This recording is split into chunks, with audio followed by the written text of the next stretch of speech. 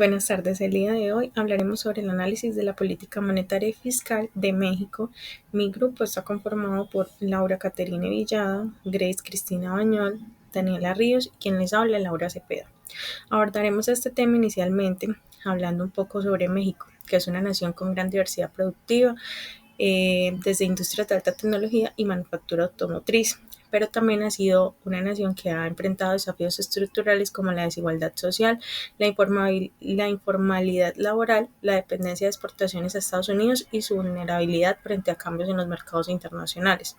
En los últimos 10 años, México ha enfrentado múltiples retos económicos derivados tanto de factores internos como externos: la caída de los precios internacionales del petróleo, la volatilidad cambiaria de la renegociación del Tratado de Libre Comercio, la pandemia que enfrentamos del COVID-19 y las presiones inflacionarias globales, que en este contexto mi compañera a continuación hablará sobre su política monetaria y su política fiscal. Damos el paso a Laura Caterine, quien se va a encargar de explicarles a ustedes qué consiste la política monetaria y fiscal.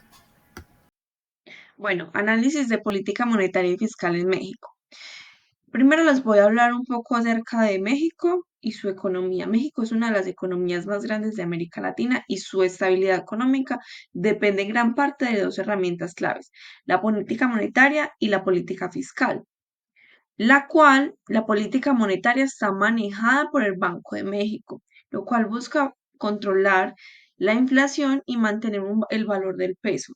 Por su parte, también la política fiscal está gestionada por la Secretaría de Hacienda, la cual se encarga de administrar los impuestos, el gasto público y la deuda.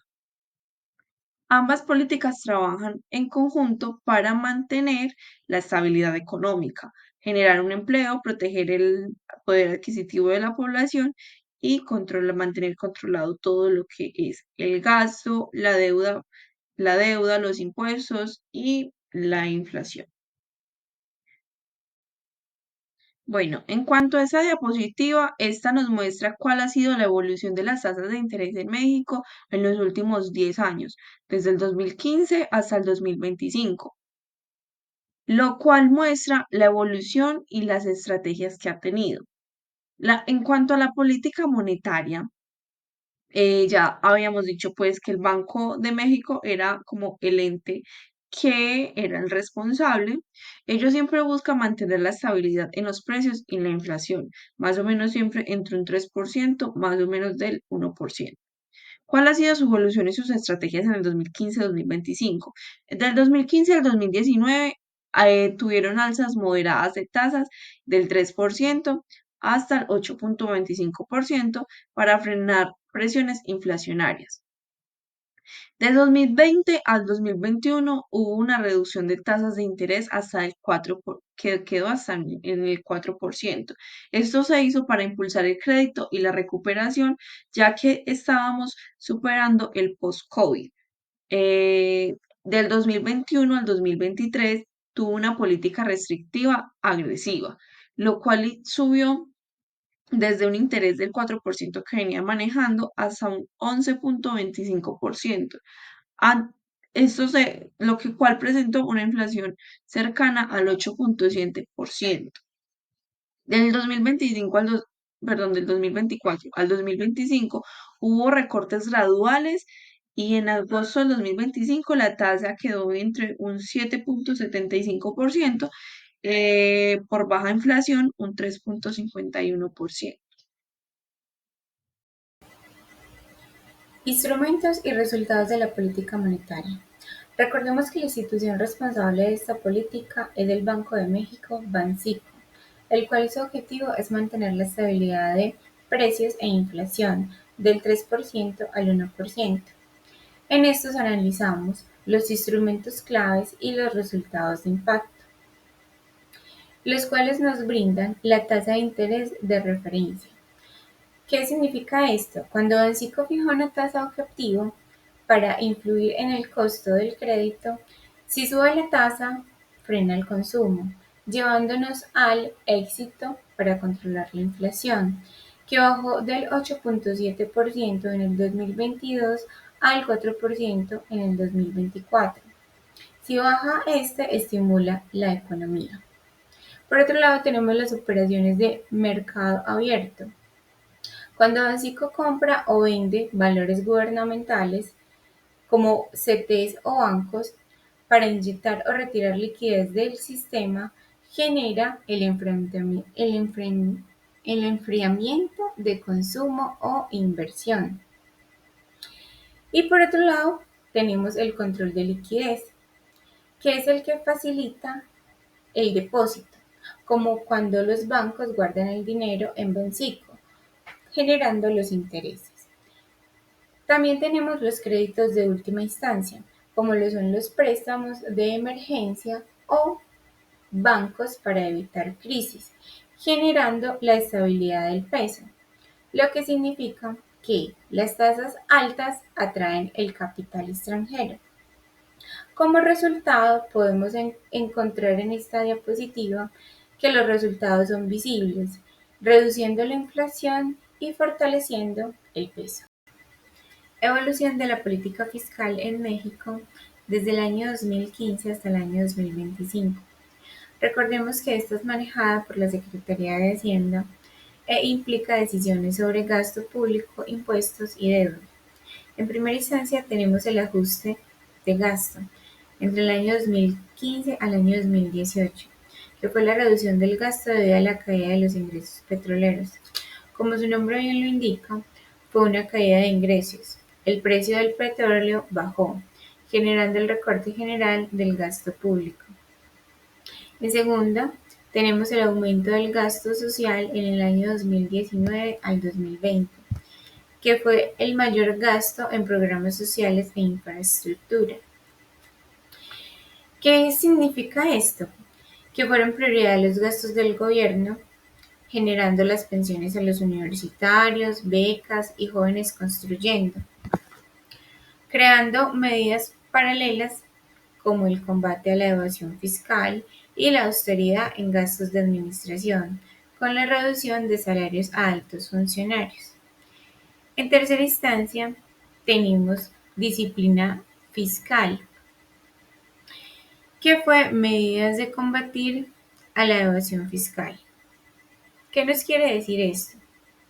Que el gobierno tomó medidas absorbiendo las alzas internacionales para mantener precios bajos, realizando acuerdos para contener la inflación y generando un déficit controlado. También tenemos la implementación del PASIC en el año 2022.